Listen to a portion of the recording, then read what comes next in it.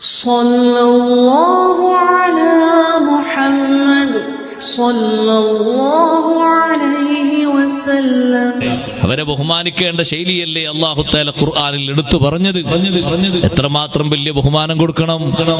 പ്രായം കൂടുന്തോറും അവർക്ക് ബഹുമാനം കൂടുതൽ കൊടുക്കണം.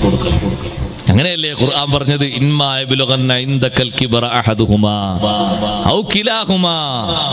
വാർദ്ധക്യം എത്തിയാൽ വീട്ടിൽ നിന്ന് പുറത്താക്കണം എന്നല്ല, വാർദ്ധക്യം എത്തിയാൽ വൃദ്ധസനത്തിൽ കൊണ്ടാക്കണം എന്നല്ല, വാർദ്ധക്യം എത്തിയാൽ ബഹുമാനം കൂടുതൽ കൊടുക്കണം. ഫലാ തഖുൽ ലഹുമാ ഉഫിൻ വലാ തൻഹർഹുമാ വഖുൽ ലഹുമാ ഖൗലൻ കരീമാ. അവരെ ഏതെങ്കിലും ഒരു കാര്യം അവർ അഭ്യർത്ഥിക്കുമ്പോ ഭീഷണിപ്പെടുത്തരുത്, നിരാകരിക്കരുത്. എന്ത് വിഷയം നീ അവരോട് പറയാണെങ്കിലും ഖൗലൻ കരീമാ, ബഹുമാനം കാത്തു സൂക്ഷിച്ച വർത്തമാനം പറയണം. ഇന്ന് സുബഹി നിസ്കാരം കഴിഞ്ഞ് റൂമിലെത്തിയപ്പോ ഒരുമ്മ വിളിച്ചിട്ട് വല്ലാത്ത സങ്കടം പറഞ്ഞു, ഉസ്താദേ, മക്കളെ പോറ്റി വളർത്തിയത് കൊണ്ട് ഇപ്പോൾ എനിക്ക് കിട്ടിയത് ഒറ്റക്കുള്ള ജീവിതമാണ്. എന്റെ സമ്പത്ത് എല്ലാവർക്കും വേണം, പക്ഷേ എന്നെ നോക്കാൻ ഒരു കുട്ടിയും ഇല്ല.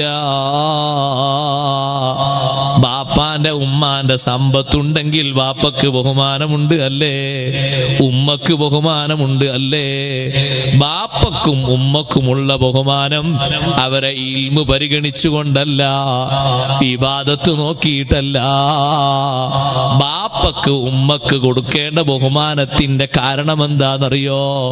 നിനക്ക് ജന്മം നൽകി എന്നൊരൊറ്റ കാരണമാണ്. ബാപ്പ വരുമ്പോ നീ എഴുന്നേറ്റ് കൊടുക്കുന്നത് ബാപ്പ മുദർരിസാണോ അല്ലേ എന്ന് നോക്കിയിട്ടല്ല, ബാപ്പ പള്ളി കമ്മിറ്റി മെമ്പറാണോ അല്ലേ എന്ന് നോക്കിയിട്ടല്ല, ഉറൂസ് കമ്മിറ്റിയിലെ സ്വാഗത സംഘത്തിലെ അംഗമാണോ അല്ലേ എന്ന് നോക്കിയിട്ടല്ല, ബാപ്പാനടുത്ത് നല്ല പണമുണ്ടോ ഇല്ലേ എന്ന് നോക്കിയിട്ടല്ല, ഏതെങ്കിലും ഉദ്യോഗമുള്ള ആളാണോ അല്ലേ എന്ന് നോക്കിയിട്ടല്ല. നിന്റെ ബാപ്പയായി എന്നൊരൊറ്റ കാരണമേ അവിടെ ഉള്ളൂ, നിന്റെ ഉമ്മയായി എന്നൊരൊറ്റ കാരണമേ ഉള്ളൂ.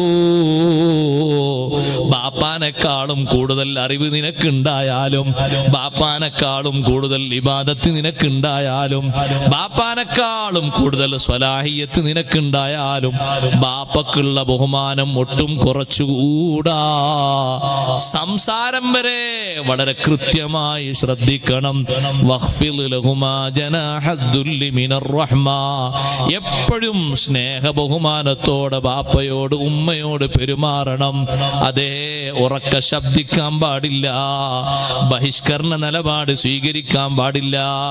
സമ്പത്ത് വല്ലതും ആവശ്യപ്പെടുമ്പോ മനസ്സ് വേദനിപ്പിക്കുന്ന വർത്തമാനമോ സമീപനമോ ചെയ്തുകൂടാ.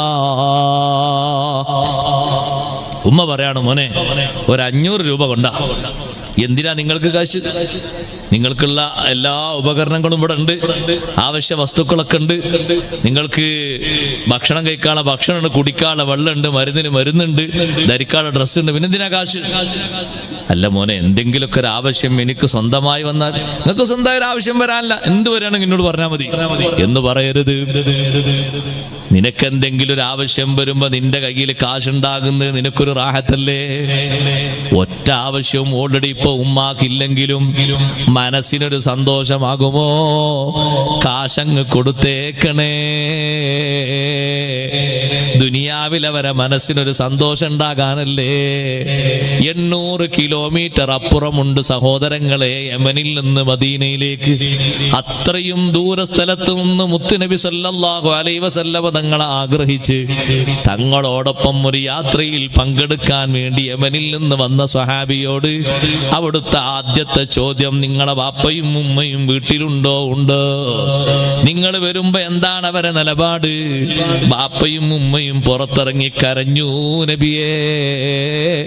അല്ലാഹുവിന്റെ റസൂല് പറയുന്നു, ഇർജി ഇലൈഹിമാ, മടങ്ങിയേക്കണം അവരിലേക്ക്.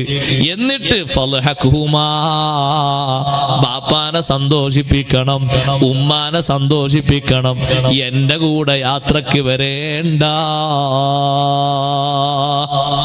അവരവർ ചെറിയൊരു കണ്ണുനീരിന് കൊടുത്തൊരു വില എത്രമാത്രം വലുതാണ്.